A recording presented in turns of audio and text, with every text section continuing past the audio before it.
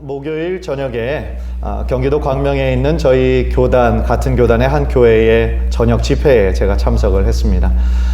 그 참석한 그 강사 목사님께서 DNA라는 제목으로 말씀을 전해주셨는데, 그 말씀의 핵심은 우리 성도 모든 크리스찬의 DNA는 바로 믿음이어야 된다라는 것이 결론이었습니다. 그런데 말씀을 이렇게 전개하시면서 앞에 앉아있는 우리 아이들 또 우리 어른들 성도들한테 어떤 질문을 던지셨어요. 이 교회 하면 무엇이 제일 먼저 떠오르는가? 우리 교회 하면 무엇이 제일 떠오르는가? 그러니까 아이들은 뭘 얘기하고 어른들은 뭘 얘기하고 이렇게 얘기를 하더라고요. 그랬더니 이제 그 목사님이 하시는 말씀이 우리 교회 하면 무엇인가 딱 떠오르는 무언가가 있어야 된다라는 거죠. 그래서 뜨거운 찬양이 있다, 혹은 어떤 열정적인 기도가 있다, 혹은 제자훈련에 목숨을 거는 교회다, 또한 선교에 앞장서는 교회다, 다음 세대를 살리는 교회다, 이런 식으로 어떤 교회 하면은 떠오르게 되는 공통의 목표, 공통의 비전을 가지는 것이 너무나 중요하다, 그런 말씀을 해주셨어요. 그런데 이제 그 말씀, 그 질문을 던질 때에 제 마음속에도 동일하게 제 자신에게 한번 질문해 보았습니다. 우리 동안교회 하면 어떤 교회가 되어야 될까라는 생각을 했을 때 사실은 한 가지도 포기할 것이 없는 거죠. 열정적인 찬양과 기도와 말씀과 훈련과 그죠? 이 모든 것들이 다 있어야 되는데 그런 것들을 아우르는 한 가지가 딱 생각이 났어요. 예배였습니다. 예배. 우리 동안교회는 예배가 살아있는 그런 교회 됐으면 좋겠다. 하나님께 살아있는 예배를 드릴 때마다 하나님이 주시는 은혜가 넘치고 하나님의 임재가 있고 하나님이 주시는 감동과 변화가 일어났으면 좋겠다, 그런 생각을 했습니다. 그래서 이 자리에는 우리 모든 동안교회 정말 한 분 한 분도 이 동일한 마음으로 우리가 드리는 모든 예배마다 살아계신 하나님의 임재와 은혜가 흘러넘치는 그런 살아있는 예배 되기를 간절히 소원합니다. 제가 미국에 있을 때 그 지역사회에서 존경받는 한 원로급 되는 목사님이 30, 40대의 젊은 목회자들을 이렇게 모아놓고 어떤 멘토링 프로그램을 하는 중에 있었어요. 그런데 그분이 이런 말씀을 하셨습니다. 큰 교회 하는 거 다 따라하지 말고 자신의 목회 환경에서 강점을 가진 목회를 해라, 이렇게 조언을 해주셨어요. 너무나 맞는 말씀이에요. 각 교회마다 환경과 상황이 다 다릅니다. 큰 교회에서 이 프로그램 했더니 너무나 좋았다, 많은 열매가 있었다 할지라도 어떤 교회에서는 그거를 시작조차 할 수 없는 프로그램이 많이 있어요. 왜냐하면 환경과 상황이 다 다르기 때문이죠. 또 지방에서 어느 지역에서는 굉장히 그것이 잘 됐는데 서울에서는 안 되는 그런 경우도 있어요. 따라서요, 모든 교회의 목회자들 또 성도들이 우리가 부흥을 꿈꿉니다. 사실은 부흥을 꿈꾸지 않는 목회자는 한 사람도 없어요. 다 부흥을 꿈꿉니다. 그런데 어떤 가끔씩 세미나나 이런 것들 보면 부흥이 100% 되게 하는 어떤 전략, 비결 그런 것도 세미나 하는데 저는 한 번도 거기에 간 적이 없고 관심이 없어요. 왜냐하면 부흥은 하나님께서 주시는 것이기 때문에 그래요. 그러니까 예를 들어 어떤 교회는 뜨거운 찬양이 있어서 부흥하는 경우도 있고요. 어떤 교회는 너무 끈끈한 친교가 있어서 부흥이 되는 경우도 있고, 어떤 경우는 말 그대로 전도에 엄청나게 전도의 은사가 있으신 분, 100명, 200명 전도하시는 그런 분들이 계셔서 부흥하는 교회도 있고요. 또 어떤 교회는 제일 처음에는 주변에 아파트 이런 것들이 없었는데 아파트가 갑자기 단지가 들어서게 되면서 확 부흥하게 되는 경우도 있고요. 또 정말 재밌는 경우는 아무리 찾아봐도 왜 부흥하는지를 모르는 교회도 있어요. 그런데 그것이 하나님께서 하시는 일이에요. 인간적으로 보기엔 도저히 이게 왜 부흥할까, 왜 자꾸 사람이 올까 알 수 없는 교회가 있음에도 불구하고 하나님 원하시면 하실 수 있다라는 것이죠. 그런 면에서 우리 교회가 지금 지난주부터 모든 교회가 존재하는 이유뿐 아니라 우리 교회가 존재해야 하는 그 본질적인 이유에 대해서 우리가 묻고 있습니다. 그래서 우리가 지난주에는 우리 교회는 예배하기 위해 존재하고 섬기기 위해 존재한다라고 말씀을 드렸는데, 오늘은 세 번째와 네 번째 전도와 또한 교제를 말씀드리려고 해요. 그래서 오늘 말씀을 통하여서 하나님께서 주시는 또 다른 그런 말씀의 감동으로 또한 믿음의 결단으로 실천하며 나아가는 귀한 은혜가 있기를 주님의 이름으로 간절히 축원합니다. 우리가 지난주에 예수님이 하신 말씀이 다 소중하고 다 중요하지만 특별히 예수님께서 힘주어서 여러 번 강조하신 말씀 두 가지가 있다고 그랬어요. 하나는 위대한 계명이라고 할 수 있는, 그래서 바리새인 그 서기관들이 어떤 계명이 성경에서 가장 큰 계명입니까? 라고 물었을 때에 주님께서 말씀하신 것이잖아요. 너는 마음을 다하고 뜻을 다하고 힘을 다하여 주 너희 하나님을 뭐하라요? 사랑해라. 하나님 사랑이었고, 또 둘째 되는 큰 계명은 내 이웃을 내 몸과 같이 또한 사랑하라는 것이었죠. 그것에 의거해서 우리가 하나님을 사랑하는 거, 우리들의 마음과 정성을 다 표현하는 예배가 첫 번째로 우리 교회가 존재하는 이유였고, 또한 내 몸처럼 우리의 이웃을 사랑하고 섬기는 그 섬김이 또 우리 교회가 존재해야 하는 두 번째 이유다라고 그랬어요. 그런데 오늘 우리가 이 본문을 통하여서, 이 지상 대명령을 통하여서 또한 세 번째, 네 번째 우리 교회가 존재하는 것을 우리가 뽑을 텐데요. 그 첫 번째, 어떻게 보면 전체 지난주와 이어서는 세 번째가 되겠죠. 우리 교회 존재하는 이유는 바로 전도에 있다라는 겁니다. 한번 따라해 봅시다. 우리 교회는 전도하기 위해 존재한다. 마태복음 28장 19절 20절을 우리가 방금 전에 본문으로 읽었습니다. 그런데 이 구절을 보면은요, 지금 노란색으로 표시되어 있는데 4개의 동사가 나옵니다. 그런데 퀴즈를 한번 내겠어요. 이 동사가 물론 다 중요하지만 본동사는 한 가지고 다른 3가지의 동사는 이 본동사를 수식해주는 그러한 의미를 가지고 있어요. 그러면 여기서 4가지의 동사, 1번은 가라, 2번은 제자를 삼으라, 3번은 세례를 베풀라, 4번은 가르쳐 지키게 하라 인데요, 무엇이 가장 중요한 본동사일까요? 네, 뭐라고요? 예, 뭐라고 하는지 잘 모르겠어요. 어쨌든 하여간 각 생각하시는 거를 할 수 있겠죠. 그런데 약간 눈치가 있으신 분들은 아마 2번 제자를 삼으라를 말씀하실 거예요. 왜냐하면 지금 우리가 전도에 대해서 말씀하고 있잖아요. 그죠? 가는 것 자체가 목적이 아니에요. 가는 거 중요한 것이지만 사실은 이 가다라는 동사를 살펴보면 가면서 이렇게 해석해야 맞아요. 가면서, 모든 민족에게 가면서 그곳에서 제자를 삼아야 된다라는 것을 말씀하고 있는데요. 제자를 삼는 거, 모든 민족에게 복음을 전하고 그 사람으로 하여금 예수님의 뜻대로 잘 살도록 하는 거, 그것은 어떻게 보면 한마디로 얘기하면 전도인 것이죠. 혹시 지난주에 제가 예화를 통해 말씀드렸던 것을 기억하실지 모르겠어요. 그 캘리포니아에서 1000개 교회를 대상으로 리서치 조사를 했다라고 그랬죠. 교회가 존재하는 이유가 무엇입니까? 그런데 그 중에 89%, 90%의 성도들이 교회가 존재하는 이유는 나와 내 가족의 필요를 돌보는 것입니다 라고 90%가 얘기했고, 10%만 예수 그리스도의 명령을 따라 잃어버린 영혼을 구원하는 것입니다 라고 얘기를 했었죠.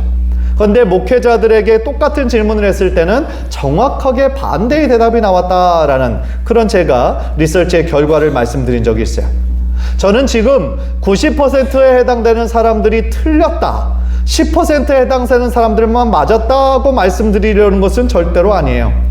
제가 계속 말씀드리는 것은 교회의 존재 이유는 한 가지만 있는 것이 아니라, 제가 지난주, 오늘, 다음 주에 말씀드릴 것처럼 이 5가지 존재하는 이유가 다 건강하게 균형을 맞춰가면서 있어야 되기 때문에 그래요.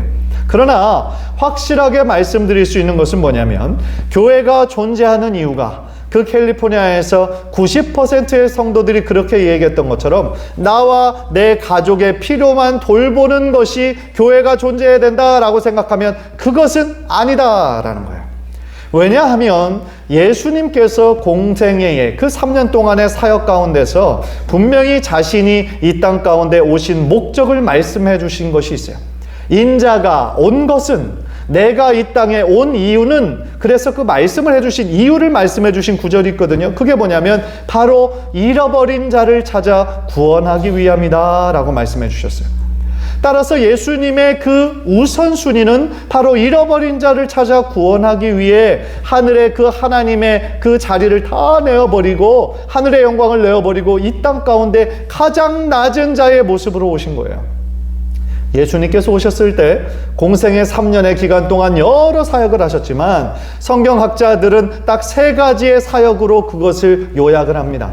첫 번째는 천국 복음을 가르치셨고, 또한 하늘의 설교의 말씀을 설교하셨고, 마지막으로는 병든 자를 고쳐주시는, 가르치시고 설교하시고 또한 병든 자를 고치시는 이 3가지 사역을 다 감당하셨다라고 그러시는데, 그 모든 사역들을 하신 이유는 결국은 하나로 귀결되는 거예요. 예수께서 하나님의 아들이라는 것과 그 메시아를 믿는 그 믿음으로 하나님의 자녀가 될 수 있는 구원을 선포하시기 위함이었다라는 것입니다.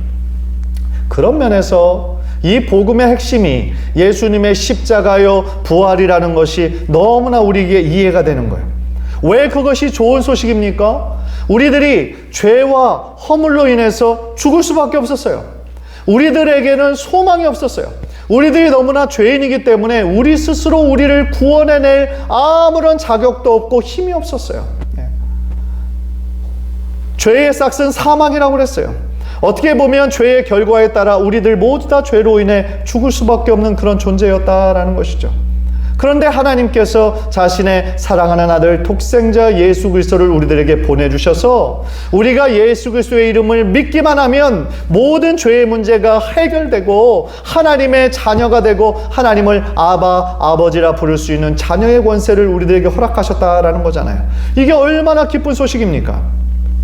만약에 우리가 구원받기 위해서 어떤 큰 돈을 내야 된다라고 생각을 해보세요. 어떤 기준이 딱 정해져 있어요. 구원받으려면 이만큼 헌금해야 된다 라고 한다면 어떻게 보면 구원받고 싶어도 그 돈이 없어서 구원받지 못하는 사람들이 얼마나 많이 있겠습니까? 더 큰 절망으로 빠지겠죠. 또 만약에 구원받기 위해서는 이런 많은 이 정도로 수만 가지의 착한 일을 해야 됩니다 라고 어떤 선행과 공로를 구원의 기준으로 삼는다고 한다면 아무리 매일같이 3가지씩 선행을 해도 그것을 채우려면 30년 남는 거예요. 30년 27년 남았네. 이런 식이 되는 것이죠. 그러니까 우리 어린 주일학교 때 찬양을 배웠던 것처럼 돈으로도 못 가요. 하나님 나라. 지식으로도 못 가요. 우리에 대해 착한 행위로도 못 가요. 그렇죠. 따라서 우리가 예수 그리스도를 나의 구원자로 믿기만 하면 구원받을 수 있고 하나님의 자녀가 되었다는 소식이 얼마나 기쁜 소식이고 얼마나 놀라운 소식입니까, 여러분? 예. 뭐 별로 안 기뻐하시는 그런 표정이 있으신데 이게 너무너무 놀라운 소식이라는 거죠. 너무너무 기쁜 소식이라는 거죠. 예를 한번 들어보겠습니다. 우리들 모두가 건강한 삶에 관심이 많아요. 그래서 어떤 음식을 먹으면 이게 어느 부분에 좋다더라. 그런데 이런 음식은 피해야 된다더라. 우리가 그런 거 알면 어떻게 해요? 다른 사람들한테 알리고 싶어요. 그래서 막 카톡으로 그런 것들 건강 정보, 음식 정보 같은 거 많이 막 이렇게 주고받으시잖아요. 다 건강한 삶을 원하는 마음이 있기 때문에 그래요. 그런데 만약에 우리 주변에 가족 중에 누가 아픈 분이 있어요. 암에 걸리신 분이 있어요. 요즘 아무리 과학이 좋아졌다고 해도 고치지 못하는 그런 질병들이 있잖아요. 그런데 우리가 혹시 그것을 발명까지는 못하더라도 어쨌든 발견했다라고 생각해 보세요. 아, 이것에 지금 특효약이 있다. 지금 신종 코로나 바이러스로 인해서 가지고 아직도 지금 그 백신을 지금 발견해내지 못했는데 그 백신을 발견해냈다 생각해 보세요. 그러면 아, 좋은 소식이네, 잘 됐다 하고 그냥 끝날 거예요? 아니잖아요. 지금도 이 세상에서 중국에서 수많은 나라에서 죽어가고 있는 사람들이 있는데 우리가 그것을 발견했으면 알려야죠. 예. 알리는 것이 마땅한 인간의 도리고 그럴 마음이 있는 것이 우리들에게 당연한 거라는 거죠. 그런데 지금 여러분들은 그것보다 더 기쁜 소식, 더 놀라운 소식을 우리들이 알고 있는 거잖아요. 누구든지 예수님을 나의 구원자로 고백하기만 하면 그분이 나의 죄를 위해서 십자가에 달려 마지막 남은 피 한 방울까지 우리를 위해 흘려주신 그 보혈의 능력을 의지하고 믿기만 하면 죄로 인해 죽을 수밖에 없었던 우리들이 나 같은 죄인도 구원받은 것처럼 아무리 이 세상에서 나쁘게 살고 험한 삶을 살았다 해도 예수 그리스도의 이름만 믿고 회개하며 나아가면 구원을 얻는다라고 하는 이 소식이 얼마나 기쁜 소식이냐는 거예요. 그래서 이 전도에 관한 것이 얼마나 중요했는지 예수님은 사복음서 전체에 마태, 마가, 누가, 요한복음 전체에 이 말씀을 하셨어요. 심지어 사도행전 1장 8절에도 거기에 대한 말씀이 있어요. 그래서 마태복음은 오늘 본문으로 지상 대명령으로 읽었으니까 다른 사복음서 어떤 말씀인가 우리 한번 좀 보기를 원하는데요. 마가복음 16장 15절 우리 한번 다 함께 한번 읽겠습니다. 시작. 너희는 온 천하에 다니며 만민에게 복음을 전파하라. 마가복음 말씀이에요. 자, 누가복음 24장 47절 48절 제가 한번 읽겠습니다. 또 그의 이름으로 죄사함을 얻게 하는 회개가 예루살렘으로부터 시작하여 모든 족속에게 전파될 것이 기록되었으니 너희는 이 모든 일의 증인이라 그랬어요. 예수의 증인이 되라는 얘기죠. 자, 요한복음 20장 21절 예수께서 또 가라사대 너희에게 평강이 있을지어다. 아버지께서 나를 보내신 것 같이 나도 너희를 보내노라. 증인으로 파송하신 거예요. 자, 사도행전 1장 8절 우리 한번 다 함께 읽겠습니다. 시작. 오직 성령이 너희에게 임하시면 너희가 권능을 받고 예루살렘과 온 유대와 사마리아와 땅끝까지 이르러 내 증인이 되리라 하시니라. 아멘. 어떤 메시지가 반복이 된다라는 거 무슨 뜻입니까? 어떤 메시지가 계속 반복이 돼요. 무슨 뜻입니까? 중요하다라는 거예요. 그런데 예수님이 이 명령이 얼마나 중요한지 이것을 가장 중요한 명령으로 지상 대명령으로 제자들에게 또 거기 모인 성도들에게 명령하신 거예요. 또 이 사복음서의 저자가 다 각기 다른 환경과 상황 가운데 있었지만 예수님의 이토록 중요하게 생각하는 그 마음을 받아들인 거죠. 그래서 자신의 복음서를 기록할 때에 예수님의 이 말씀을 이렇게 좀 다른 표현이긴 하지만 예수님의 이 마음을 각 복음서에 다 표현했다라는 거예요. 특히 사도행전 1장 8절을 어떤 한 원로 목사님이, 존경받은 원로 목사님이 이렇게 설명하시는 것을 제가 들은 적이 있어요. 우리에게 성령을 주신 이유는 우리가 성령의 은사를 받거나 아니면 성령 충만한 삶을 살도록 하는 것이 최종적인 목적이 아니라 우리가 성령을 받아서 권능을 입어서 예수 그리스도의 증인이 되는 거, 그것이 최종 목적인데 많은 사람들이 그 앞에 부분에서 그냥 멈춰버린다라는 거예요. 성령님의 그 함께하는 삶에 대해서 은사와 성령의 열매가 맺히는 삶은 많은 관심이 있고 그렇게 사모하는 마음이 있는데 거기서 멈춘다는 거예요. 마침표가 아니라 콤마, 순표인데 권능을 받고 콤마, 순표, 그 다음에 예루살렘과 온 유대와 사마리아와 땅끝까지 이르러 내 증인이 되라, 거기까지가 나아가야 되는데 많은 사람들은 그저 그냥 앞부분에서 멈춰버린다라는 거예요. 너무나 안타까운 말씀인 거죠. 따라서 우리가 주님을 진정으로 따르는 사람이라면 주님께서 우리들에게 원하시는 삶은요, 무리 중에 한 사람이 아니에요. 예수님이 설교하실 때, 병자를 고치실 때 얼마나 많은 무리들이 예수님 오신다는 소문을 듣고 그 지역에 찾아왔습니까? 밤새 걸어서, 며칠 걸어서 찾아와요. 그런데 그 모인 무리들 중에 사실은 예수님을 자신의 구원자로 믿고 따르는 무리들은 소수였어요. 그래서 예수님은 언제나 무리와 제자들을 구분하셨어요. 그런데 예수님께서 지금의 우리들에게 원하시는 거, 무리 중에 한 사람으로, 그저 교회의 한 자리를 채우는 그냥 군 중에 한 사람으로 머물러 있는 것이 예수님의 뜻이 아니라 예수님을 진정으로 따르고 예수님의 말씀대로 순종하는 제자들을 찾으신다라는 거예요. 저는 이 자리에 있는 여러분들 한 분 한 분 모두가 무리 중에 한 사람이 아니라 군중 속에 그냥 섞여 있는 사람들이 아니라 예수님을 전적으로 따르고 순종하는 예수님의 제자의 삶을 사시기를 주님의 이름으로 간절히 축원합니다. 제자의 삶은 다른 말로 하면 증인의 삶인 거예요. 예수님의 십자가와 부활을 우리가 있는 그대로, 믿은 그대로, 본 그대로 증언하는 그런 삶을 사는 것이 바로 제자의 삶이라는 거예요. 물론 그 일은 쉽지 않아요. 쉽지 않습니다. 특별히 사랑하는 가족에게 주님의 복음 전하는 거 참 부담스러운 일이에요. 이 자리에도 믿지 않는 남편 두신 분들 계시고요. 또 자녀들이, 손자들이 예수님 안 믿어요. 그런 분들 많으실 거예요. 그래서 그분들의 기도 제목에는 늘 그 기도 제목이 있는 것을 제가 보았습니다. 그런데 쉽지 않지만 계속해서 기도하고 사실은 실천해야 하는 것이 바로 그것이에요. 생각해 보세요. 사랑하는 가족, 그 누구와도 바꿀 수 없는 가족, 함께 신앙생활에서 함께 하늘 천국 가는 것보다 더 중요한 사실이 어디에 있겠어요? 그래서 리고렌 목사님도 그분의 책에서 그렇게 강조한 적이 있어요. 우리가 이 땅 살면서 생명을 걸 만큼 중요한 일이 물론 몇 가지가 있겠지만 자신의 가족을 구원하고 전도하는 것보다 더 중요한 것이 뭐가 있겠는가? 이렇게 도전하고 있거든요. 사랑하는 성도 여러분, 우리는 그저 주님의 도구일 뿐입니다. 그게 무슨 얘기냐면 우리들의 지혜, 우리들의 능력 그 의지에서 한다라고 그러면 한 사람에게도 우리가 증언할 수 없어요. 왜냐하면 우리들은 연약하기 때문에.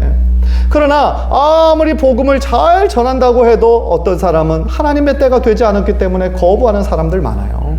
그런데 내가 복음을 아무리 외워서 했는데 막 그날따라 안 헤어지고 뒤죽박죽이 되고 정말 엉망으로 이렇게 얘기했음에도 불구하고 어떤 사람은 그 복음을 듣고 하나님께로 돌아오는 사람들이 있어요.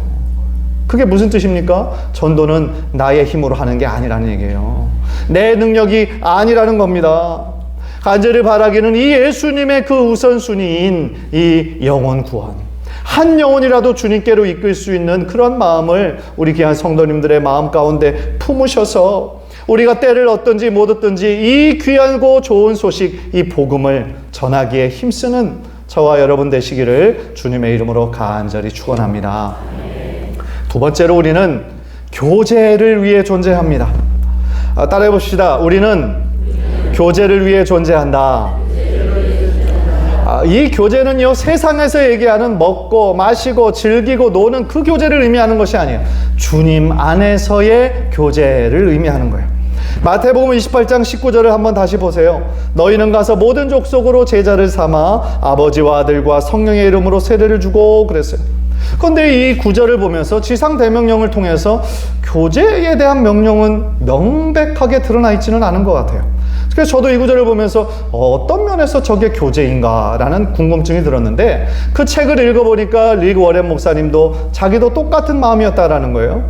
그런데 예수님께서 이 지상대명령을 말씀하실 때 가서 증인이 되는 거, 그 다음에 예수님의 말씀을 가르쳐 지키게 하는 거, 모든 것 다 중요한데 이 세례를 주는 것도 똑같은 그런 비중으로 다뤘다라는 것은 분명한 예수님의 의도가 있고 목적이 있다라는 것이죠. 그래서 세례의 원래 목적이 어떤 의미입니까?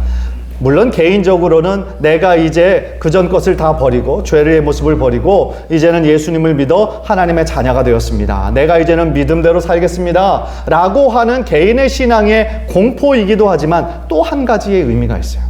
그게 뭐냐면 이제 세례를 통하여 그 뭐가 되냐면 하나님의 가족의 일원이 되는 그 공동체에 속하게 되는 그러한 공식적인 목적도 또 하나 있다라는 것이죠. 저도 그 LA에서 13년을 살면서 그 세들백 교회가 그렇게 멀지 않았어요. 약 차로 30분 정도 걸리면 세들백 교회 방문할 수 있어서 약 한 7번 정도 방문을 해서 예배를 드렸던 그런 기억이 납니다. 그런데 어느 날 거기에서 이제 예배를 드리는데 그 교회는 침례교회입니다. 교단이 침례교회예요. 그래서 세례가 아니라 침례를 베풉니다. 그래서 침례는 그 물속에 깊게 들어가서 거기에서 다시 나옵니다. 그래서 들어갈 때는 예수의 그 죽음, 그리고 나의 죄에 대해선 죽음, 그것을 의미하고 다시 일어나는 그 순간에 예수님의 부활을 의미하면서 나오는 거예요. 그게 침례죠. 그 의미가 참 좋아요. 그런데 이제 그 전주에 아마 그 침례가 있었던 모양입니다. 그래서 동영상으로 이렇게 보여주는데 참 그 동영상을 보면서 마음에 참 감동을 받았어요. 한 분 한 분 그 침례를 받고 나오는 그분들의 표정이 얼마나 환하고 기쁘고 감격과 감동이 있는지요. 그래서 나오는 분마다 막 두 손을 크게 하고 하나님 찬양하고 하나님 감사합니다 그렇게 외치면서 나오는 거예요. 어떤 분은 너무 감동에 겨워서 막 누우는 그런 분도 계시고요. 참 하나님의 자녀가 되고 이 모든 죄의 문제에서 구원받았다라고 하는 그 기쁨이 정말 이런 거구나라는 그런 것들을 감동적으로 본 적이 있어요. 그런데 그 비디오 보면서 또 하나 제 눈에 확 들어온 게 있었어요. 그게 뭐냐면 물속에 들어가서 침례받고 나오면 이제 물에 흠뻑 젖어 있잖아요. 그런데 그 옆에서 큰 수건을 옆에 들고 나오니까 바로 그것을 탁 덮어주고 안아주고 사랑으로 이렇게 해주는 그러한 공동체들이 있는 것을 저는 보았어요. 그런데 저는 그걸 보면서 이것이 바로 공동체구나. 이것이 바로 주님 안에서 한 가족이라는 의미구나 라는 것을 깨달았어요. 사랑하는 성도 여러분, 오늘날 많은 사람들이 참 외로워하고 고독함을 느끼는 분들이 참 많습니다. 점점 더 개인주의화되어 가고 있잖아요. 그래서 옆집에 누가 사는지 사실은 잘 몰라요. 인사도 잘 안 하고 지나갈 때가 많죠. 그래서 명절 같은 때 꼭 지나고 나면 그런 안타까운 뉴스들 많이 들리죠. 고독사 하시는 분들. 그런 때마다 더 많은 외로움과 고독감을 느껴서 고독사 하셨는데도 그때도 몰라요. 몇 달이 지나서야 발견되는 그러한 일들 보면서 참 안타깝고 마음이 아팠던 적이 있습니다. 또한 가족들이 있어도 외로움을 느끼는 사람들이 많아요. 무언가가 마음속에 있는 그 공허감, 그 마음이 채워지지 않기 때문이라는 것이죠. 사실 우리 인간이라는 존재가 함께 의지하고 함께 살아갈 수 있는 존재가 필요해요. 왜냐하면 하나님께서 우리를 그렇게 사회적인 존재로 창조하셨어요. 나 혼자만의 힘으로 살기에는 무엇인가 부족하기에 우리들에게 돕는 배필과 함께 할 수 있는 주변에 사람들을 붙여주셨다라는 것이죠. 그래서 우리 인간들은요, 본능적으로 어딘가에 소속되고 싶은 그러한 욕구가 우리들에게 있어요. 저는 박사과정으로는 기독교 교육학을 전공했습니다. 그래서 교육학에서 공부할 때 심리학자의 그런 이론도 제가 유심히 본 적이 있는데, 매슬로우라고 하는 아주 유명한 미국의 심리학자가 있어요.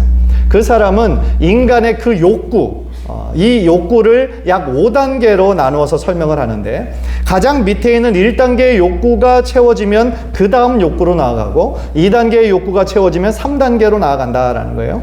1단계의 인간의 기본적인 욕구가 뭐겠어요? 생리적인 거예요. 생리적인 욕구. 먹고 자고 이런 생리적인 욕구입니다. 그런데 그런 것들이 채워지면 그 다음에 어떤 단계로 나아가냐면 안전에 대한 욕구로 나아갑니다. 안전. 그래서 자신의 어떤 삶과 또한 집과 이런 모든 환경들의 안전을 그를 추구하기 시작합니다. 그런데 1단계와 2단계가 채워지면 3단계로 어떤 단계에 들어가냐면 소속감의 욕구가 생깁니다. 그리고 애정의 욕구가 생겨요. 무슨 얘기냐면, 나 혼자만의 힘으로 살 수 없는 것을 알기 때문에 어떤 곳에 어떤 단체에 소속되기를 원하는 거예요. 나도 거기에 소속되기 원해서 또한 애정의 욕구, 사랑하고 싶고 사랑받고 싶은 그러한 욕구가 생긴다라는 것이죠. 왜 그럴까요? 하나님께서 그렇게 만드셨기 때문에 그래요. 따라서 우리들은요, 어딘가에 소속되어 있어서 그 안에서 서로 사랑하고 사랑받기 원하는 마음이 우리들 모두에게 있다라는 거예요. 그래서 리고레 목사님이 이렇게 강조하더라고요. 그리스도인으로서의 우리들의 부르심은 단순히 우리가 예수님 믿어서 정말 구원받는 그런 부르심뿐만 아니라 또한 교회에 소속되라는 그 부르심도 있다라는 것이죠. 저는 그런 면에서 우리 교회뿐만 아니라 모든 교회가 존재하는 이유가 바로 그 이유에 있다라는 거예요. 요즘에 우리 주변을 보면 교회 다니다가 실망하고, 또 누구 어떤 대상 목사님이든지 누구든지 어떤 사람들로 인해서 상처받고, 교회를 떠나고 더 안타까운 건 하나님까지 멀리 떠나는 그런 사람들이 많아요. 그래서 교회 가면 어느 교회 가든 꼭 보기 싫은 사람들이 있고 마음에 들지 않는 사람들이 있으니까 나는 그냥 마음 편하게 신앙생활 할래, 그러면서 그냥 교회를 안 나가고 혼자 인터넷 보면서 예배하는 그런 가나안 신자, 안 나가 신자들이 점점 많아지고 있다고 그러잖아요. 참 안타까운 그런 현상들이죠. 그런데 곰곰이 생각해 보세요. 만약에 우리들이 혼자서 신앙생활을 다 온전하게 잘할 수 있다라고 생각한다면 하나님께서 교회를 왜 세우셨을까요? 왜 하나님의 자신의 아들 예수 그리스도의 피값으로 왜 교회라는 기관을 하나님께서 세우셨을까요? 우리 혼자만의 힘으로는 하나님을 향한 온전한 신앙생활이 이루어질 수 없기 때문에 그런 거예요. 이 신앙생활이라는 것이 나와 하나님과의 관계만 잘하면 된다? 아니에요. 그렇지 않아요. 십자가를 생각해 보세요. 하나님과 나와의 수직적인 관계도 중요한 거지만 또 두 번째 큰 계명, 내 이웃을 내 몸과 같이 사랑하라. 우리들 주변의 이웃. 그래서 십자가는 결국 수직적인 것과 수평적인 것이 만나서 십자가를 온전히 이루는 거예요. 따라서 우리들의 신앙생활은 나 혼자만 하나님과의 관계 잘하면 된다가 아니라 우리들 주변에 있는 우리 귀한 성도들, 귀한 한 주님 안에서의 한 가족들 서로 사랑하고 섬기는 가운데 하나님께서 작정해 놓으신 그 신앙의 온전한 모습들을 우리가 이루어갈 수 있기 때문에 그래서 우리 교회가 필요한 것이고 우리 교회가 존재해야 되는 중요한 이유가 된다라는 것입니다. 그래서요, 에베소서 2장 19절을 리빙 바이블로 보니까 이렇게 번역을 했더라고요. 여러분은 하나님의 가족의 일원들입니다. 그리고 여러분은 모든 다른 그리스도인과 함께 하나님의 집 안에 속해 있습니다. 그 얘기예요. 그러니까 우리 여기 자리에는 모든 한 분들이 다 한 가족이라는 거예요. 주님 안에서 한 가족이라는 거예요. 한번 따라해봅시다. 우리는 주님 안에서 한 가족입니다. 따라서 우리 교회가 존재하는 이유, 주님의 한 가족임을 우리가 서로 실천하고 서로 사랑하고 배려하는 거예요. 그런 면에서 저는 앞으로의 사역에서 이 교제의 부분을 더욱더 우리 교회에 강화했으면 좋겠다라는 생각을 해요. 우리 교회의 공동체성이 더 강화됐으면 좋겠다라는 그런 뜻이에요. 함께 기뻐하고 함께 울어줄 수 있는 그런 공동체. 그래서 정말 우리 교회의 기관들이 형식적인 기관으로만 그냥 남는 것이 아니라 그 기관에 속해서 모일 때마다 기쁨이 넘치고 사랑이 넘치고, 또 우리가 앞으로 또 새롭게 구성할 이 목장 모임에서도 2주에 한 번 우리가 모일 때마다 하나님 찬양하고 기뻐하고, 또 그 모임에 가는 것이 가장 기대가 되고 또 하나님의 은혜가 있고 치유가 있는 그런 공동체가 되는 것을 꿈꾸고 있다라는 것이죠. 그래서 그러한 소그룹 모임들, 그런 구역, 목장 모임이 정말 좋은 모임으로 되어지기 위해서는 안전한 그런 공동체가 되어야 되는 거죠. 그게 무슨 뜻이냐면 그 안에서 이루어지는 모든 기도 제목이나 모든 그런 이야기들은 그 공동체가 끝까지 지켜주는 그런 공동체가 되어야 안전한 공동체가 되는 거지, 그 안에서 이야기한 것들을 그냥 다른 사람들에게 어떤 재미거리로, 이야기거리로 그거를 하기 시작하면 그 공동체성의 안전이 깨져버리는 거죠. 따라서 우리가 우리 교회의 모든 기관들, 또한 모든 앞으로 구성될 구역과 이런 목장 모임에서 정말 하나님께서 주인 되어 주시고 또한 서로 간에 돌보고 사랑하고 믿음으로 하나 되는 그런 공동체가 될 때 우리 교회가 더욱더 하나님 기뻐하시는 축복의 공동체가 될 줄 믿습니다. 간절히 바라기는 우리 모두가 그 하나님의 교회에 대한 건강한 꿈을 꾸고 같은 방향으로 걸어가 우리들의 신앙생활이 그전보다 더욱더 견고해지는 그런 은혜가 있기를 주님의 이름으로 간절히 축원합니다.